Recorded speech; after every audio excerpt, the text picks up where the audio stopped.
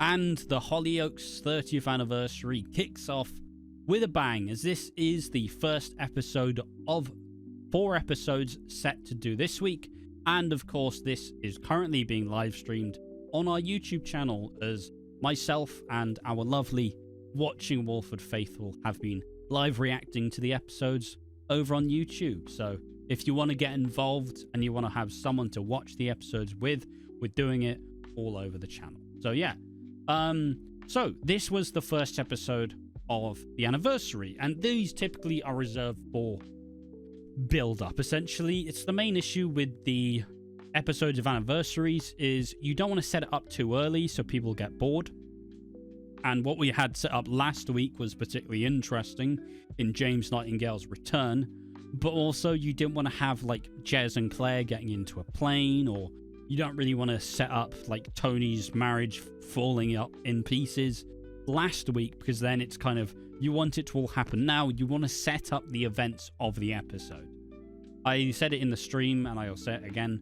It's the kind of EastEnders effect, where in an EastEnders anniversary, obviously the Monday's episode is always typically a pretty slow one, but it's all about kind of stoking the fires and building up to the big moments that are going to come later in the week.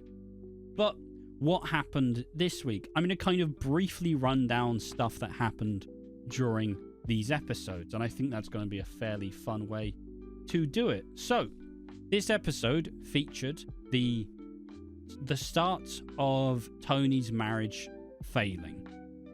They all set up for the wedding. We get the new Hutchinsons, as pretty much all of them have been recast and new actors and actresses. All of them have been recast, essentially, which, if you've never seen a recast before, where they take who are initially a fairly younger character and they give them a slightly older kind of role, that then means they're probably going to get some more serious storylines. So, obviously, I think Ava Lilly is the actress who played Ro before. They are obviously going to get some bigger storylines down the line. And it was pretty important that at some point within Ro's journey as a character, you had to recast Ro as a trans actor, because you're doing it an injustice if you don't have a trans actor playing the role of a trans character. That would be pretty tone deaf, especially at this point in time. And you have Dee Dee and Ant, who are both been aged up, and we've hinted at stuff as well. We don't see much about Ant, but we do see stuff about Dee Dee. I say Dee Dee? Yeah, it is Dee Dee, right? Yeah, but we see that she has an exo kiss from someone. Who's she talking to? Could it be Diane Fletcher's? I'm mixing up all the names. Alex Fletcher. Could it be Diane's kid from Brookside? I don't know.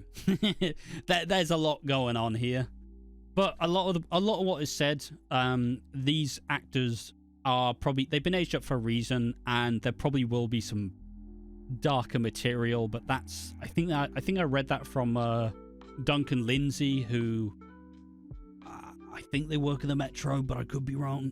Don't attack me if I get that wrong. But obviously they do a bunch of spoilers and they see episodes in advance, etc., etc. But yeah, so the Hutchinsons all gather round and Tony's finally here to celebrate the big day. They get excited. It's all lovely. And then they're all ready to get set for the wedding, but people are particularly upset. People are particularly annoyed at Tony.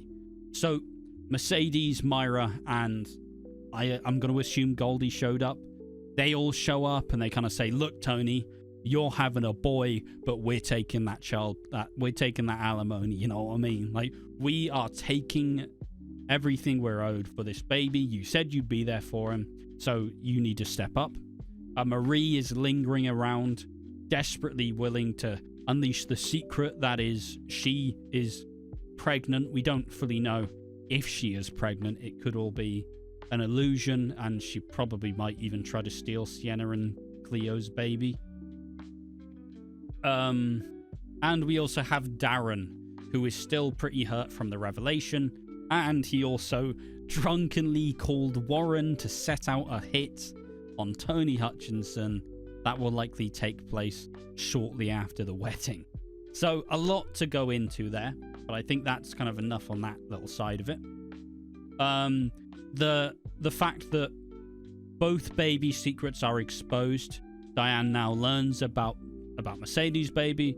She learns about Marie's baby, and learns about the fact that Tony is the father of Morgan Osborne. And obviously this leaves Tony, like, as one of our lovely commenters said, like Ian Beale, where he's basically like, look, I may not be the best man, and I may not be the greatest man, but I do love you, and I'll do anything. Nobody will love you like me. I'll do anything, just don't leave me. And this leads to Diane relapsing in the Love Boat.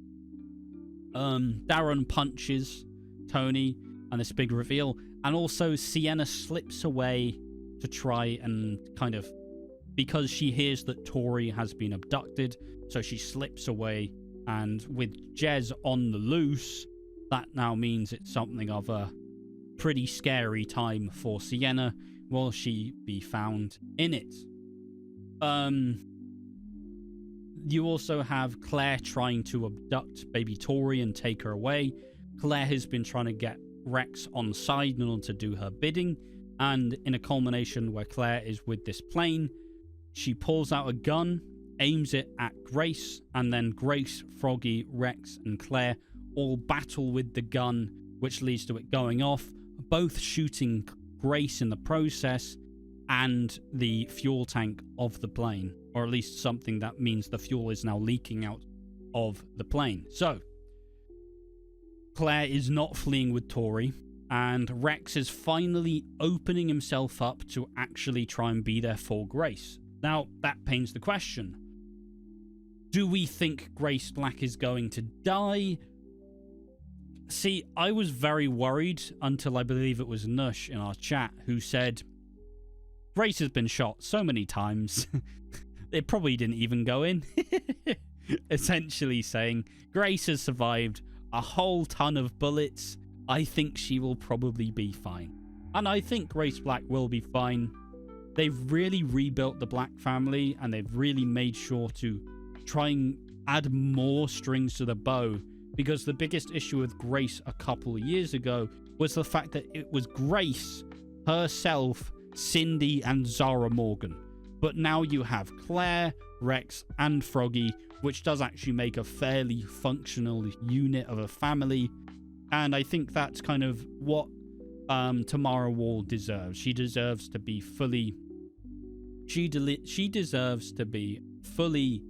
like kind of sandwiched and fully enveloped within Hollyoaks, and I think it would be a massive deal breaker if you did kill Grace Black off.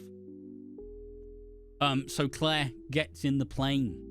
She goes ahead and gets in the plane, and she thinks a man called Howard is flying the plane. And what we learned is that Howard was the driver that was at the Air Force.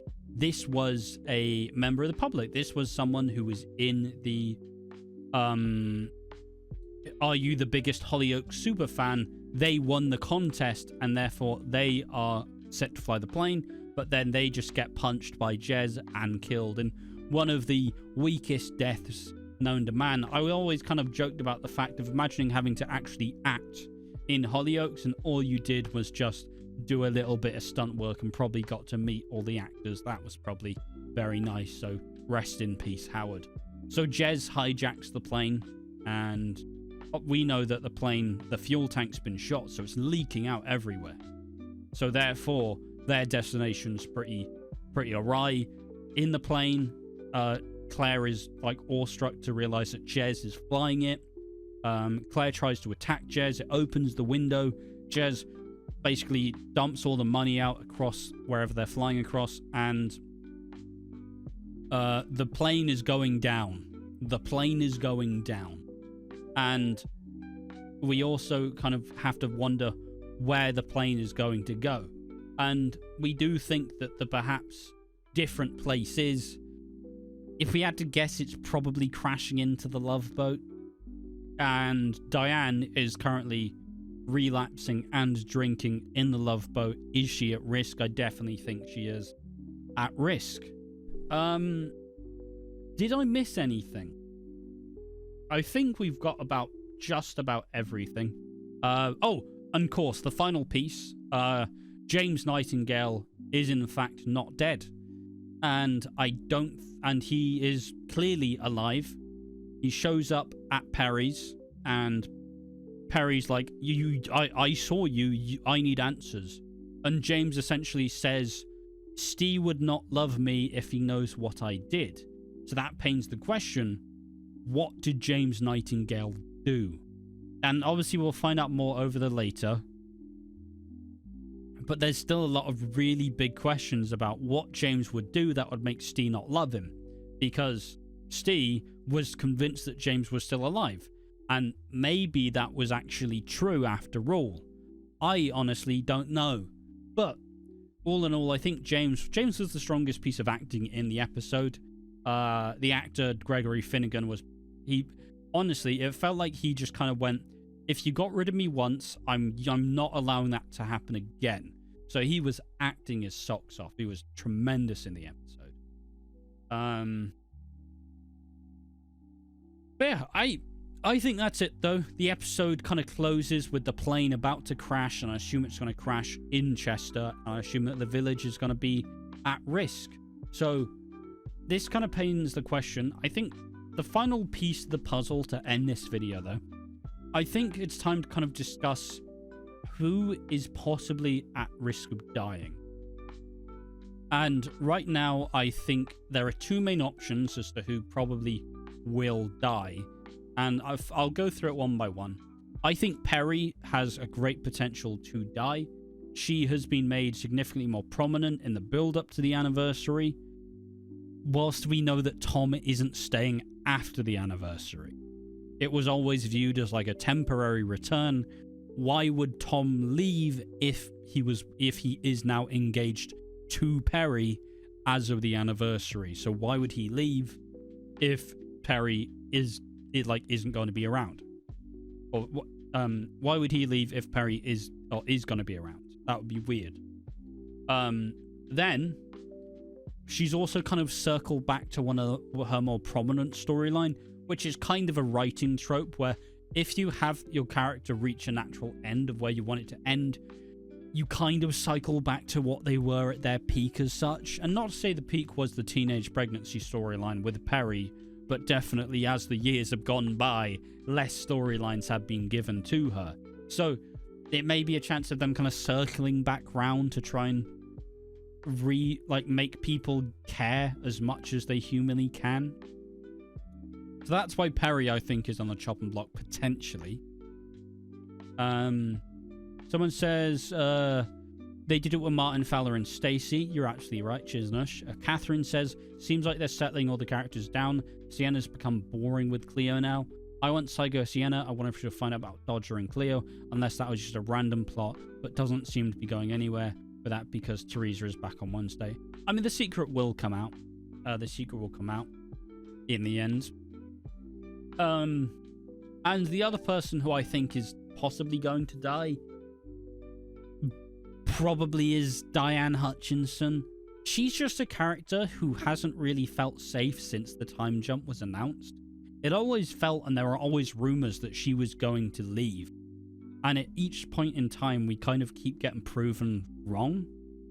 But, you know, she seems like she's the most at risk.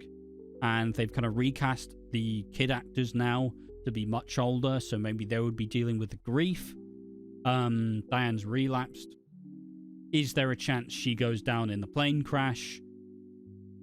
Time will tell. And I think character number 3, is possibly Charlie Dean. I don't think that Charlie is a character they want to invest in. And I think for an anniversary, he is probably quite easy collateral to take. And he's been brought back apropos of nothing, really. And he's now suddenly here for the anniversary. I wouldn't be surprised if he was the character who does get killed off. Because this is also set to be in the later. I think this will be the later storyline, the Hollyoaks later storyline, where, you know, the teens go clubbing, they go on a night out, Frankie meets someone, but I do think there will be a pretty... Maybe Lucas attacks Charlie, and that's how Charlie dies, and then the teens have to kind of deal with the fact that Lucas has now gone way too far. Like, I don't know, but those are my biggest options, and those are who I think are the most likely to die. And I think I've just about covered everything, but as to kind of reward everybody who's been in the chat all day and been keeping me company for just shy of an hour 20 now, they have been saying, they did it with Martin and Fowler and Stacey from Lush. Catherine said, yeah, I said that. Catherine says, I think Tony will have a choice and he'll have to choose who to save, and maybe that leads to the new Hutchinson's dark storyline. Yeah, I could see that happening. I could actually see that happening. Could be about Cleo, though. I think she's in the laters. Maybe she gives birth. Perhaps, because I also think that Marie will leave trying to kidnap Cleo and Sienna's baby. But with all that said, I think all in all, that was just about everything that took place in the first episode of the Hollyoaks 30th anniversary. Tell me what you thought about it in the comment section down below. I've been Ash from Watching Walford.